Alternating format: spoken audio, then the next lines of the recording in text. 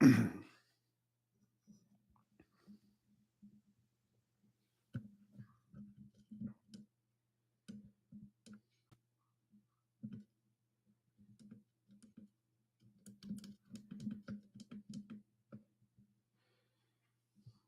there. Just thought I'd pop up and see if anybody had seen the Chad Kassem interview on with Michael 45. Had any comments or any feedback or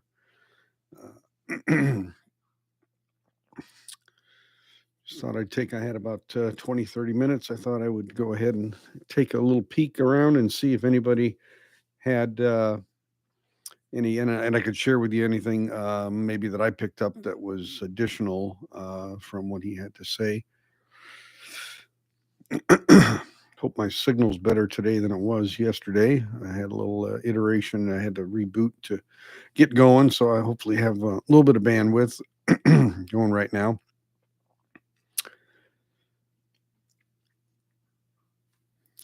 Wait for we get a few people. I see I may have one. Of course, I did it kind of pop up. I may schedule something later when I can get a few more, a little more time and a few more people to know about it ahead of time. But I just thought I'd pop up real quick and see if any of my subscribers saw any of it, heard any of it, had any questions, or I could share a little bit about any. He did give a little insight on some Steely Dan beyond the release that was yesterday. So there's a lot of concern about the UHQR and the price, of course, and which is pretty prohibitive in general. But starting at the top, cream of the crop, go for the swing for the fences, I think is what they're doing. So you had it on your phone when you're driving. Yeah. Yeah. Hey, Nicole. Yeah, I was listening to it remotely a bit myself, but Chad's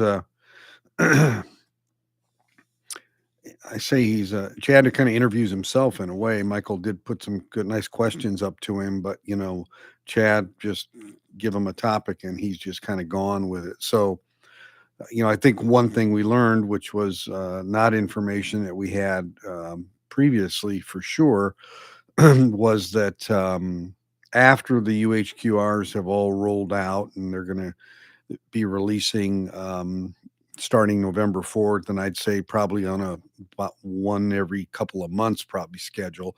That's going to put you into early 2024. But after that's done, they will, I guess, have the ability to be releasing non-UHQR 45 RPMs. So it sounds clearly to me like the arrangement is that Universal is going to do the 33 RPMs and Acoustic Sound / Analog Productions is going to do the 45 RPMs first with the UHQRs. And then once that's done, a regular general 2x45 pressing, not on Clarity vinyl, not a UHQR. So those will be, more in the 60, $80, whatever, who knows what the price will be then, but what today is about a $60 price tag, which is a pretty good sweet spot between the $30 digital pressing of probably much inferior vinyl quality compared to 150, of course. So I thought that was interesting. So there is kind of a strategy for how to keep this going, and for those who can wait or want to wait, there at least there's an option going to be coming. So he didn't, say anything like maybe someday. I mean, he kind of gave an outline of how it's going to be. So at least that's decided. And now that the cat's out of the bag, so to speak, he felt comfortable. But I did get the sense that that Universal is going to do all the 33s and he's going to do all the two LP 45s. So, unfortunately, it's not in the other, it's an audiophile label, so they're going to take care of the top tier first because that's, what generates the revenue to keep the presses running, so to speak. But, so the way I heard it, though, standard 40 won't happen till all the UH curves have sold out. Yeah, I think sorry. Yeah, I think that's, yeah, I think that's about it. In other words, that they've assuming they all sell out, I guess they're not gonna start pressing a lower dollar product, while they still have stock inventory and or need to press more of the others. I mean, yeah, that would be, yeah, that's just from a business model standpoint, you're right to clarify that. So they have to sell out. So when that'll happen or how long that's gonna take, is anybody's guess. Obviously, I would tend to think the quality of the first ones and the reviews and how well they do and whatever will influence, you're going to get a certain amount of people that are going to buy, you know let's say all of them just because they can. Then you're going to a certain amount of people like myself that buy some of them because they really like those specific albums. And then of course you'll get a person here or there that may just get one because they really like Asia or they really like whatever. But some of the quantities are up there a bit, so it's going to take a while to potentially sell those off. So that's a important clarification. Nicole thinks that it is going to take the sell off of any particular one. Now I don't know if the arrangement is, let's say, if all the Asias have sold out, does all of the Steely Dan catalog have to sell out in UHQRs totally before they can release the other? Or is it like if Asia sells out, then they and the others haven't, then they can do Asia in the other um, standard 2x45 format? I don't know that he got quite that specific, but that is something I could ask him for sure because I do have direct contact with him since I've interviewed him and met him, and so that's that's a good maybe clarifying question to get done. I was very encouraged to see that he held up actual scanned copies of the master tapes. I thought that was good to show what was on there, and I think there was a concern about Katie lied and potentially some issues with DBX being used and some issues with it, but it didn't seem to show anywhere on the master tape, at least in terms of that. So,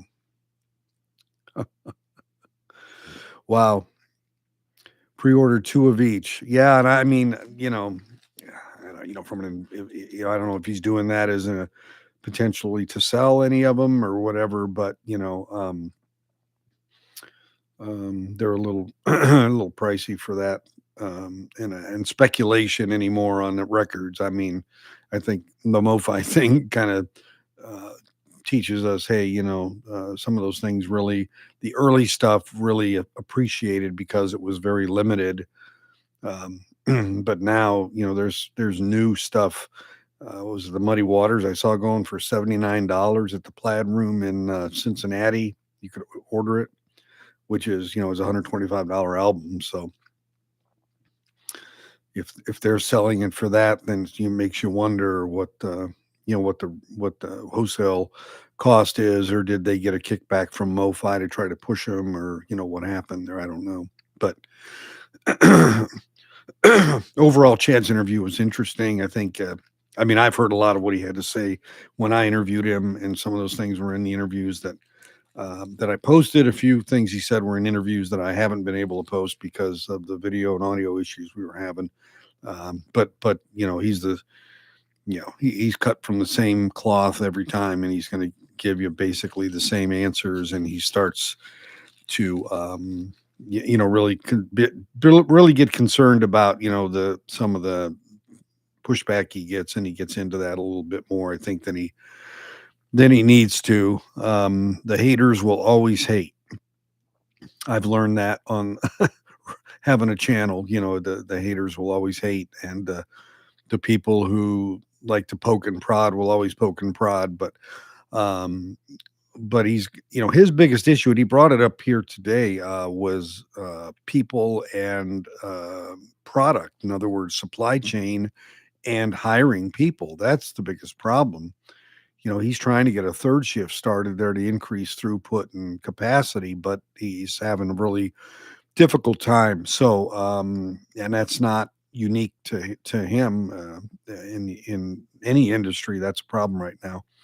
And people, there's people just don't want to work. It seems like, they just, and people that do work and then don't like it. And, I mean, it always happens, but it just seems like there's a, a whole different mold of people in the workforce anymore. Not sure what drove it, but anyway, as far as the records go and that, I think he's got another big announcement coming in the next. He said 2 weeks. I thought it was going to be closer to 4, but maybe at the end of the month is his next big announcement. And everybody's trying to guess what it is. Now he is going to have I think a pre-recorded sit-down discussion, kind of interview with someone this Thursday on his YouTube channel for Acoustic Sounds. So that's at Acoustic Sounds KS is how you get to there. But my guess is it's Donald Fagen. I mean, it doesn't seem like it's that far off the mark to guess that it's going to be Donald Fagen. Um, there was when I was there, they had several calls about this whole thing. Fagan was on one of the calls, so I mean, he's really engaged in this whole process, and so uh, yeah, that's what I expect. So Thursday there'll be that interview, I guess, that'll be put up, promoting, I would assume, the record and the trust he's put in Chad. So. Well, DBX had a lot of different products. They had, compression expansion products were the one of the bigger things. They're just there've been some rumblings in the in the hyperspace or the ether space or whatever you want to call it, that it had influenced some equalization. Now, there's nothing again that showed on the tape that indicate that. But let's face it, guys, that tape, sorry, that tape is the 2-track stereo at the end of the chain, so to speak. So whatever they might have been using in the mixing and the engineering and all of that, the equipment they had in the room, that's upstream. So um, that's one of those things that really has to get answered by Roger Nichols or somebody there that was doing the production, the engineering, Gary Katz. Those guys really would be the ones that would have to answer that. As Chad was saying, there's nothing that's marked that indicates anything like that. You know, you'd be shocked if it were Fagan. Okay, well, I mean, yeah, he's a pretty private guy. I mean, there's no doubt about that. But I mean, I'm just thinking, who else would it or could it be? I'm sure it's related to this announcement. I just can't think of who else it could be. So yeah, well, if if you'd be shocked, then maybe it'll be a good shock in that way. I was shocked. I was sitting in a room and he was getting ready on a call there with some really high powered people as well for this release, a lot of choreography. And, I left the room because it was a business call and all, but that's the world he's living in right now, I think.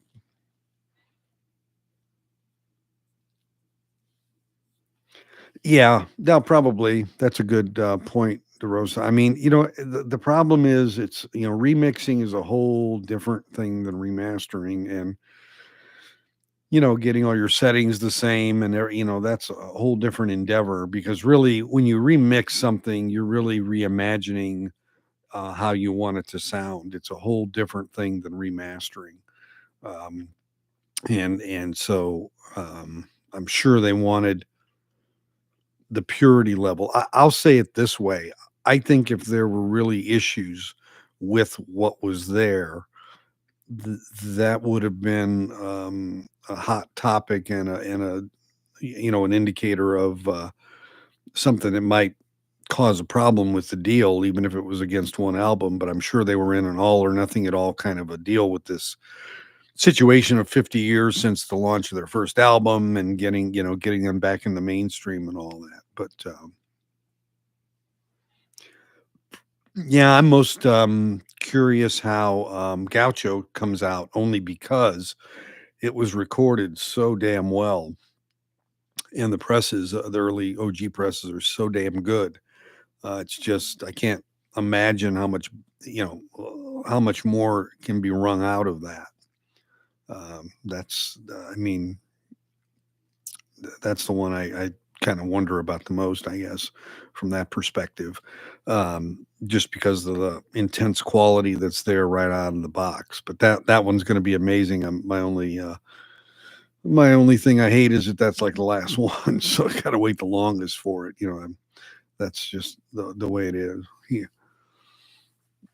He he made a funny comment today about Asia. He was holding up, I think they've been. I know he had a Cisco of it. He had an OG, a promo, and I don't. He talked about the MoFi one. He said, "Yeah, we can beat that one." So I don't think that one was that great. So he usually tries to withhold those kind of things, but he's a gut guy. Man, yeah. Anybody can answer that. I'm looking forward to Can't Buy a Thrill. For me, it's the ones I bought: Can't Buy a Thrill, Asia, and Gaucho. I mean, that's for me. Those are the ones. Yeah, yeah, it's the multi tracks, of course. Yeah, that's yeah, I'm sure because that would be where that would be where DBX would be introduced into the mix, and what it is, what it is, what's there is there. It's what we've lived with for almost 50 years on that one. That was 75. So I mean, um, yeah, I would. I don't think they'd want to go back and recook the stew, so to speak, at all. I think it was hard enough for them to get their recording sessions and their engineering and mixing to their satisfaction in the first place.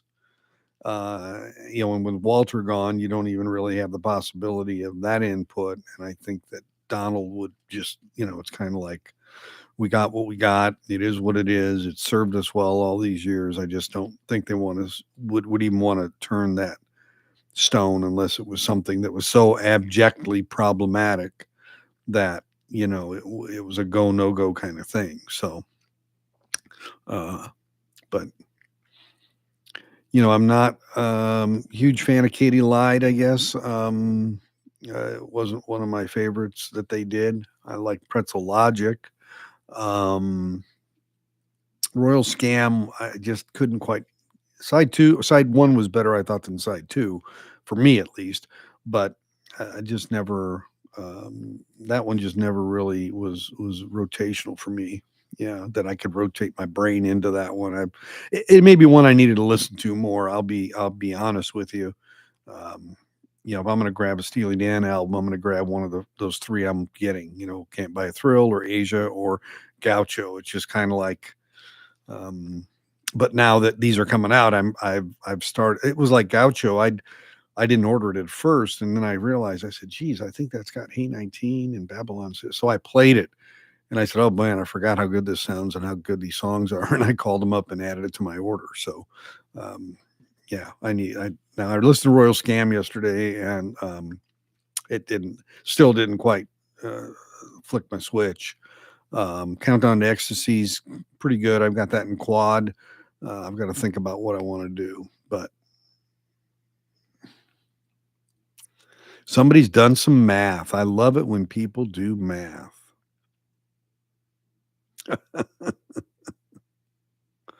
Yeah, I'd hope they'd consider all things. Yeah, it's a big deal. I mean, it's a big deal for all involved. There's reputationally, this is Chad's putting it all on the line. Because he's kind of standing alone, taking on this catalog of one of the most prestigious ones that hasn't been released as a whole. It's had a few. What we had two MoFis. We had Asia and Katie Lied. I think done by MoFi. I can't. Was there a third one done by somebody? I can't remember. I mean, Can't Buy a Thrill is the one I've always wanted. So good evening. Yeah, it is. Hey, Nick. So yeah, so at least there's now, as I said earlier, the strategy of, hey, once we sell out the UHQRs, then we'll, acoustic sounds will be selling, or and they'll be pressing at QRP the 2x45s in the more mid-range price.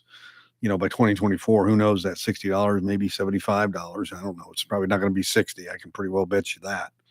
Uh, it's almost like buy them while you can, because they're going to go up. They went up once already, a couple of years ago, but they're due. All of this. We was asked about the cost and inflation and manpower and utility power, and the whole everything's experiencing that. So just part of the global economy and what's going on. There's shortages, there's people shortages, there's material shortages. I mean, some of their delays or some of their dates get set by getting stuff printed, not actually pressing. So they've got to coordinate all that, because it doesn't do you a lot of good to have stuff pressed. You can't put it in anything.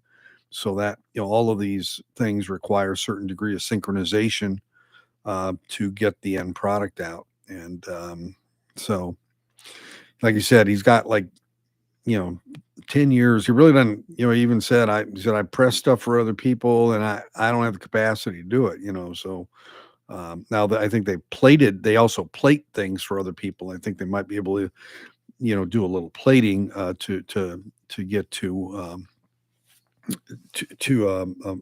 mother and a father, and then have a label go ahead and create their records out of that. But that's a specialty process, but it doesn't interrupt really the flow of the core production. Although they do have to keep every 1,000 minimum, they're going to be creating a new stamper off of that mother. So they do, the plating department stays busy, but they do have the ability to to do some work on the outside for that. But even that's probably more limited than it's ever been. But the, he's an in-house shop. I mean, everything he tries to do in-house. The Stout and Jackets, I think, are about the only thing he goes out for.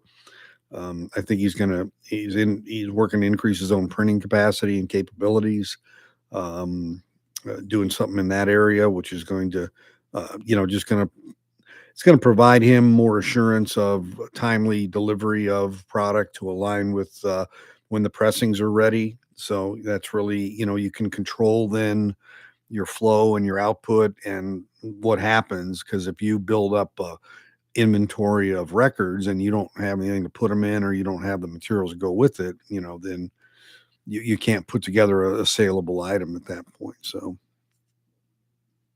yeah, I have a picture of that Air Force turntable. I took a picture of that, guys, when I was there, and yeah, I was like, oh my gosh, this guy's pretty serious here. Let's see if it'll show up on here. Where's all my pictures of? Got to do this by date, I guess. I don't know. Yeah, let me try to do it by date, yeah, okay, there we go. August 30th. There we go. I know when I was there. I remember that like it was yesterday. Holy cow. Going the wrong way here.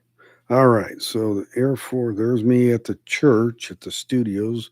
Blue Heaven, there's the vinyl vault. There it is. He showed it to me just as the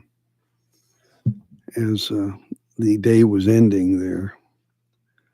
That's his Air Force One sitting in his one of his listening rooms there by his office. So I said, how many presidents can fly on that thing? No. He said no to UHQR electrolytic land. He said not for a while. He was asked that. Yeah, that one came up. He said nope. Everybody's guessing on this next stuff. It's not going to be jazz. Not going to be classical. I think it's going to be in the pop rock, or what do you want to call it, classic rock. And he got into why he doesn't do other stuff and whatever. And, basically he either likes stuff or he doesn't. He leans toward what his customers want to consume, and so that's how he runs his business, and I respect that. I don't have a problem with that at all. He does what he needs to do. So, if you have any questions, let me know. I've got about 5 minutes before I've got to run, but I did want to see if anybody had any questions or anything. I am going to ask him that one question though about the cycle of completion on UHQR, is whether he has to get the whole catalog sold out before he can start, or does he do it by title? So I will ask that one. I think Nicole kind of made me think of that by clarifying or adding to what I was saying earlier about that. That's really the trigger, and that's what I got the indication of too. Um, you know, yeah, you can buy the $30 one, hold you over, if you don't have a good original or whatever, and it'll probably be decent. It's coming off of what Bernie did. It's just getting digitized to high res and then put back into a lacquer. So, you know, but at least it's got a good guy working on the front end of it with Bernie working on it. So that's good to know, I think. In terms of that. So it's a really interesting deal when you think about it. The whole thing, the way they're doing it, the mechanics of it, the fact that they're going through the coordination with Universal, and you do this, we do that, we use the same mastering guy. I mean, it's just really a lot of I would say unique, kind of unique approaches here, which is it's kind of cool to see the collaboration in the industry there, and really working on having this come off together. If you notice in Chad's video he did yesterday in the announcement, it was like October 28th, and then he had to put a cryon on there that's November 4th, because I guess the date got changed probably by Universal or Precision, the plant that's doing it. There were a lot of moving parts. I mean, the day I was there, August 30th, there were a lot of moving parts still. So his personal deck is the Tech DOS. Damn. Yeah, it is a couple techniques. I was in my video. If you look my video on the vinyl vault, toward the end of that, I show the system that he does comparisons on, and he does. Yeah, that's exactly what he has on there, because I asked him just to clarify that. So, and that's what he does. Sits there, and we went through and A/B some stuff, and it's that's what he does, and it works. It's a really good method to be able to do that, because you can hear, just you have a delay between each, one's behind the other a little bit. So what you just heard, you just hear. So if you're gonna change it back and forth every 5 seconds, you just have them off by 5 seconds, and you can do that. So yeah, I mean, there's a lot of it's the whole. I mean, the whole thing is there's a lot of issues, licensing, bands, personalities. I mean, these things, they come together when they can, how they can. This one started in 2017 when we first met Donald Fagen, and then I think they seriously started really talking about it in 2019, and we're talking years, right? Not months, years. And so it takes that kind of, there's only a few places in the world that probably Fagan would even entertain doing this or allowing this to happen. So there's a lot of places that do stuff, but they're not going to get this kind of win. You got to have the cred to get in the door, and that's a big part of the transaction, having that credibility, and that's why like quality. I mean, it's a big deal, because if you have a problem with quality, I mean, you can try to make it right, and you make it right or whatever, but you still people remember when something goes wrong a lot more than they remember when something goes right. Introducing Chad and Jimmy Page. Yeah. Yeah. Well, Chad, they brought up of course, Zeppelin came up several times, and having met Chad and watched his body language and watched his the way he speaks and his indications, he, sometimes you get a little bit of a feeling about, and when he starts to get a little coy about something, then he's kind of dismissive of it, and that a lot of times to me, at least from what I've come to know of him now, is that maybe that's you're hitting a little close to the bone there a little bit maybe, and so he's trying to play it off a bit, of course. One den seemed like a relic before the vinyl renaissance. Yeah. Yeah, it's a whole new thing, man. Well, I mean, look at the fact that the internet and the social media, and you got this guy who's willing to talk about anything he can talk about, and you know that to me is like, wow, we don't, when we've ever had that opportunity before. Now we're a lot more inquisitive, got a lot more questions, a lot, really want to know, and it makes this other situation that happened, it's kind of like it really starkly tells you, pay no attention to the man behind the curtain kind of routine. And it really, it's unfortunate because it doesn't change the fact that another product sounds good. He did mention a private jet. Yeah, yeah, he has a good friend that has a private jet. I'm sure Chad has several good friends that have private jets. He's Yeah, I mean, he's a Louisiana country boy, and but he's well respected. He they they want him involved in industry stuff, that's for sure, and you can see why. He's kind of the real deal among a bunch of suits. I mean, that's the truth, bunch of suits. So anyway, well, if there's nothing else, as I said, I wanted to peel off and just see if there was any. If you have any questions, as I've said, always, you can email me at sound@safeandsoundtexas.com. It's fully spelled out, and I'll try to answer you. I do have a couple of videos I'm getting ready to try to wrap up to get out by Monday, and get one of them out on Monday, and then from there we'll see where we go. I should be hopefully getting back up to Kansas. I said the end of October is what I'm shooting for, so we'll see. Private jet's about the only way to get me to move to. Yeah, it's kind of out there in the middle of. Yeah.